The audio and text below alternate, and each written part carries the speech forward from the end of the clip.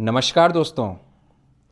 पिछले वीडियो में हमने बात करी थी कुछ आम भ्रांतियाँ, कुछ आम मिथ्स एंड मिसकंसेप्शंस जो आम जनता के बीच में होते हैं मानसिक रोगों और मानसिक समस्याओं के प्रति। पर वीडियो लंबा होने की वजह से हम दूसरा भाग लेकर के आए हैं, और अगर आप पिछला वीडियो देखना चाहते हैं तो लिंक आपको डिस्क्रिप्शन में मिल जाएगा। अगर किसी को मानसिक समस्या, मानसिक रोग के लिए कोई दवाई चल रही है तो उसको ठीक महसूस करते ही दवाई का सेवन बंद कर देना चाहिए। उसे बिना डॉक्टर को बताए भी बंद किया जा सकता है। ऐसा बिल्कुल भी नहीं करना चाहिए। अगर आपको कुछ समय दवाई लेने के बाद थोड़ा ठीक महसूस होने लगा है तो आपको बिना डॉक्टर को बताए दवाई को बिल्कुल भी बंद नहीं करना चाहिए। दवाई बहुत धीरे धीरे, बहुत सोच समझकर तरीके से कम की जाती है और उसे धीरे धीरे कम करके बंद करने का प्रयास किया जाता है। पर अगर आप बिना डॉक्टर को बताए अपने आप से दवाई को बंद करते हैं तो ऐसे में वो समस्या वापस से बढ़ने का डर जरूर बढ़ जाता है। एक गलतफहमी जनता में ये भी होती है कि मानसिक बीमारी अगर किसी को हो गई है तो वो जिंदगी भर वो व्यक्ति उस बीमारी से जूझता रहेगा, उस बीमारी से परेशान रहेगा और उसको जिंदगी भर उसकी दवाई चलती रहेगी और वो कभी भी पूरी तरह ठीक नहीं हो पाएगा और वह व्यक्ति कभी भी समाज की मुख्य धारा में आकर के नहीं रह पाएगा। ऐसा बिल्कुल भी नहीं है। ज़्यादातर मरीज जो दवाई ले रहे हैं वो बिल्कुल ठीक हो जाते हैं, वो नौकरी करने लग जाते हैं, काम करने लग जाते हैं। ज़्यादातर मरीजों की आगे चल के शादी भी हो जाती है, उनके बच्चे हो जाते हैं और वो बिल्कुल आम जिंदगी जी पाते हैं, आपकी और मेरी तरह। पर उसके लिए ज़रूरी है कि दवाई बराबर ली जाए, इलाज बराबर लिया जाए, बिना डॉक्टर को बताए दवाई को बंद ना किया जाए, कम ज़्यादा ना किया जाए। पर हाँ, कुछ ऐसे मरीज होते हैं जिनकी समस्या इतनी ज़्यादा गंभीर हो सकती है क्योंकि उनको काफ़ी समय तक इलाज नहीं मिला होता है, तो ऐसे में उनकी तकलीफ पूरी तरह से ठीक नहीं हो पाती है।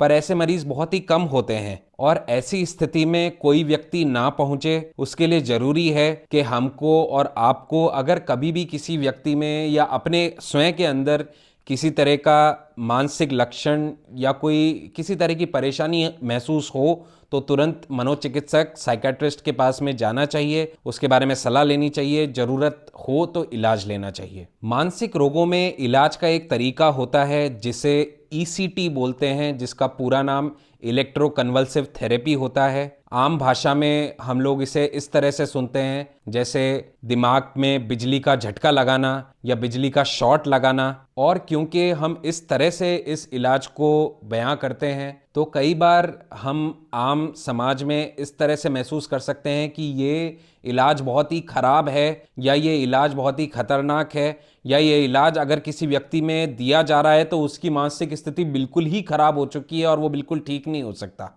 ईसीटी या इलेक्ट्रोकन्वल्सिव थेरेपी एक बहुत ही अच्छा इलाज है।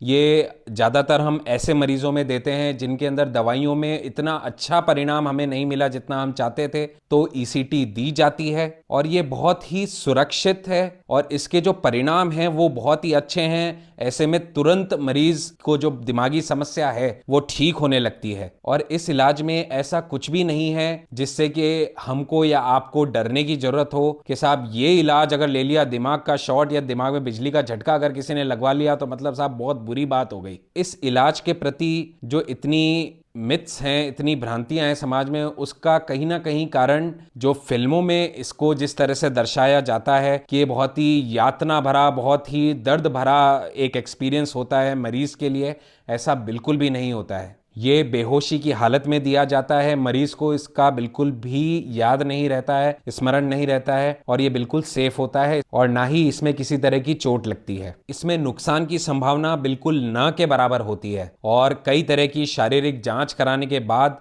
जब डॉक्टर को ऐसा लगता है कि ये बिल्कुल सही रहेगा मरीज के लिए, मरीज को किसी तरह की तकलीफ नहीं होगी, ऐसे में ही वो इलाज दिया जाता है। एक आम धारणा ये भी है कि शराब या किसी भी प्रकार के नशे से मानसिक समस्या या मानसिक रोग का इलाज संभव है। कई बार हम ऐसा देखते हैं कि कोई व्यक्ति हमारे पास में इलाज कराने के लिए आ रहा है मानसिक समस्या के लिए, तो जब से उसको मानसिक समस्या बनी थी तब से उसने कोई नशा करना शुरू कर दिया इस उम्मीद के साथ में कि वो नशा करेगा तो उससे उसकी मानसिक समस्या ठीक हो जाएगी। और उसने ऐसा इसलिए किया होता है क्योंकि उसे अपने समाज में या अपने रिश्तेदारों में किसी ने यह सुझाव दिया होता है। यह बिल्कुल गलत धारणा है। अगर आप किसी भी तरह का नशा करते हैं, चाहे वो शराब हो या कई बार भांग भी लोग लेते हैं इस उम्मीद के साथ में में कि वो ठीक हो जाएंगे, तो आप बिल्कुल गलत करते हैं। आपको नशा शुरू करने के बाद कुछ समय के लिए बेहतर जरूर लग सकता है, पर वो आपको बेहतर कुछ दिन लगेगा। उसके बाद में आप जितनी मात्रा में आपको अच्छा लग रहा था, वो मात्रा आपको ऐसा लगेगा कि उस मात्रा में अब अच्छा नहीं लग रहा है। धीरे धीरे आपको उसकी मात्रा थोड़ी थोड़ी करके बढ़ानी पड़ेगी। पहले कम मात्रा में बेहतर लग रहा था, अब ज्यादा मात्रा लेनी पड़ रही है, और धीरे धीरे उस मात्रा, नई बढ़ी हुई मात्रा में भी आपको अच्छा महसूस नहीं होगा। फिर आप अच्छा महसूस करने के लिए और ज्यादा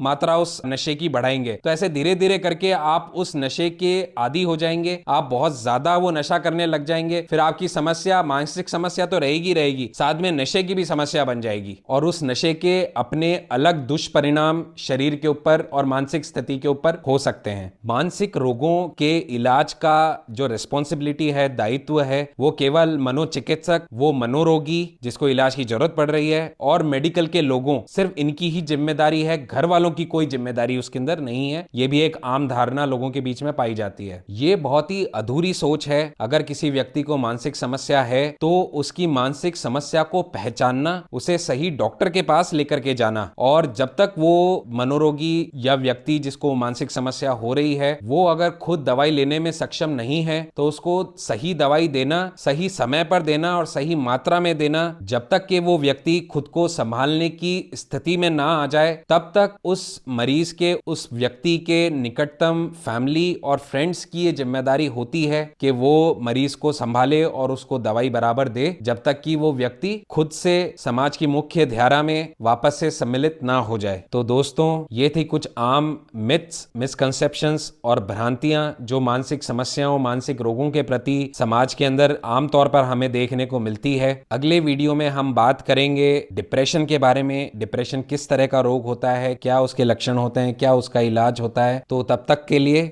धन्यवाद।